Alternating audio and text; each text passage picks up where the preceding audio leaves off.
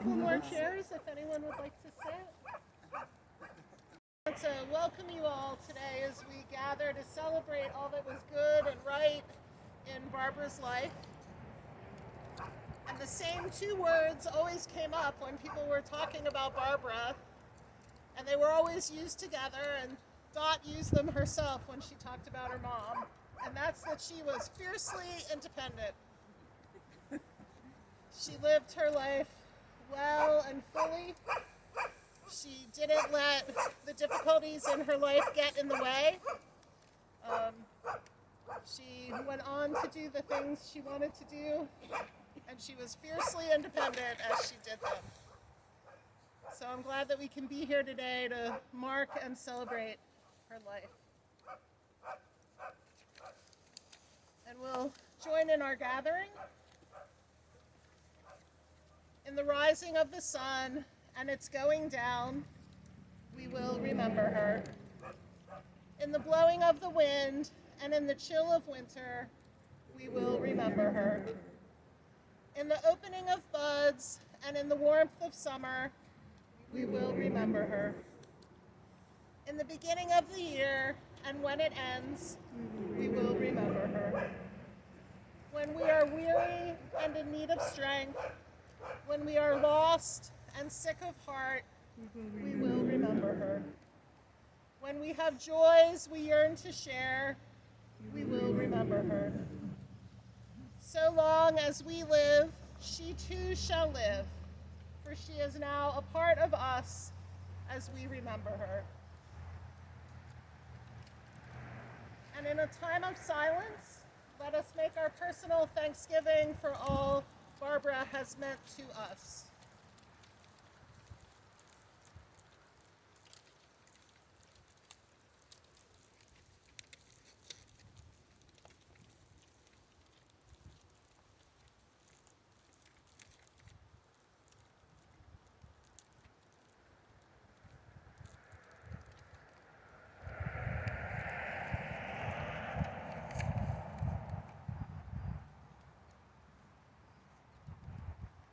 For her life and our memories, we give thanks.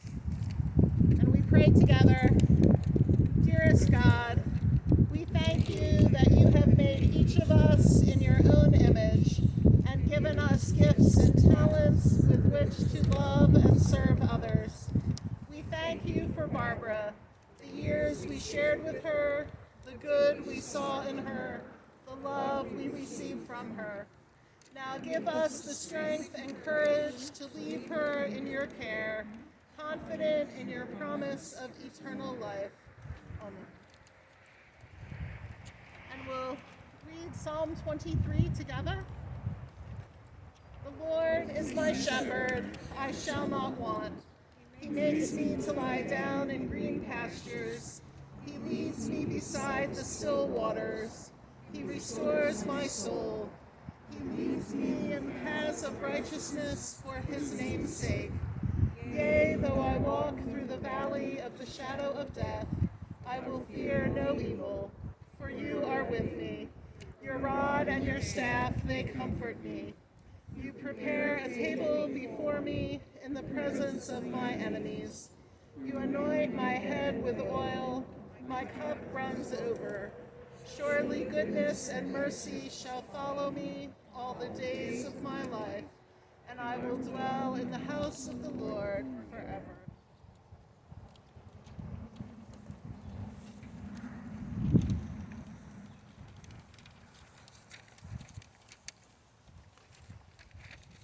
Barbara loved her gardens.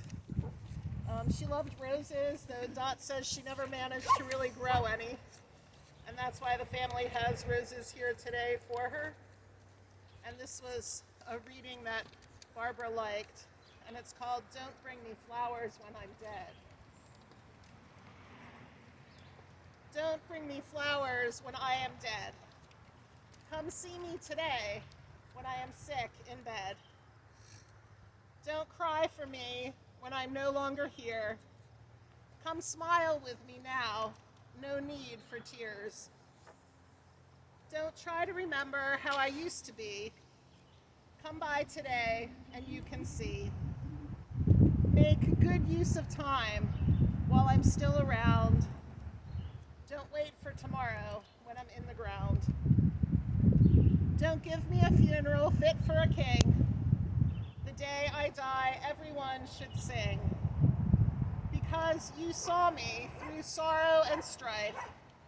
And yes, my friends, all through my life.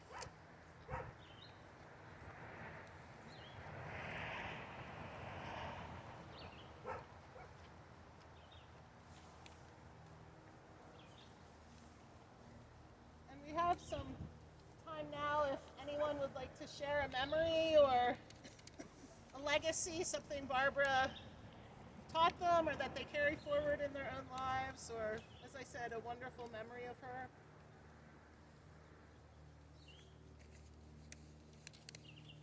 Stand up there. Yep, that's great. You don't have to come up front if you don't want to.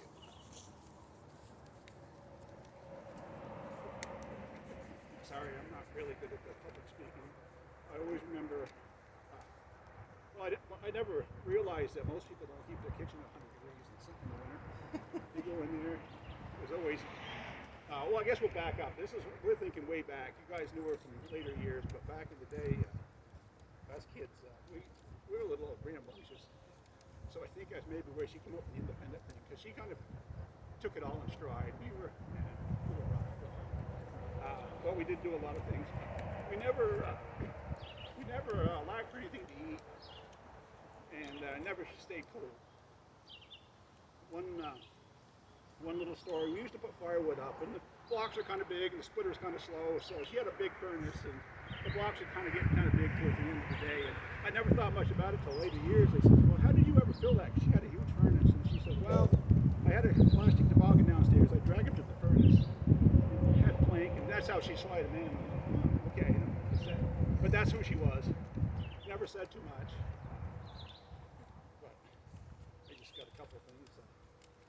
Like I said, she, of course, there was always, it was never any lack of food, but it was one summer she had jury duty. Things got a little, she was supposed to go overnight. She was gone for like a week. Things got a little, the cupboards got a little dry after that. We were appreciated her having her back. Well, Kevin, we used to battle pretty hard. We were just kids, and like I said, she took all that in stride, and I got sick of eating grain and milk replacement. The grain wasn't too bad, the milk replacement was a little rough.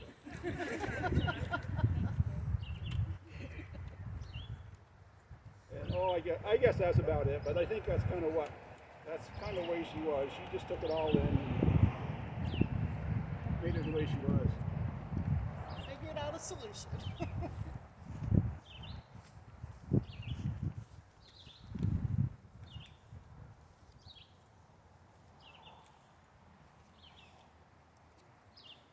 Barbara was just a great person, a great cook, a great neighbor for 20 years. I will always remember her at Christmas time, bringing homemade bread, maple cream. The maple cream wasn't in a little thing, it was more like a quart. Best ever. Great person.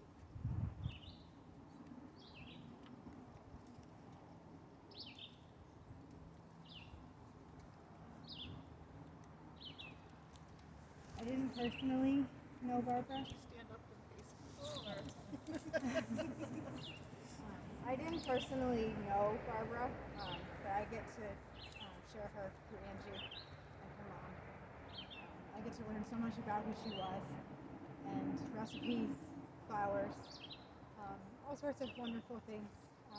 Now that I'm becoming a part of this family, so I'm very grateful to get to know her through Angie.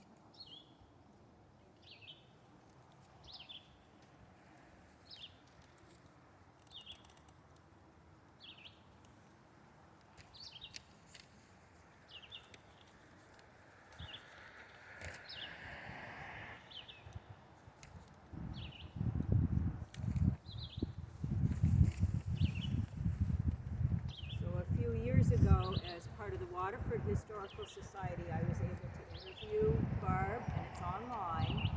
I forget the whole title. It's like Waterford Blogspot, something or other. But just hearing her voice and recollections of things here in Waterford. She had left her home when she was about 16. Started married life pretty early. Had lots of obstacles to overcome. There wasn't a big social life, but that may help explain why the kitchen got a lot of activity. And some of the best homemade raised donuts to go.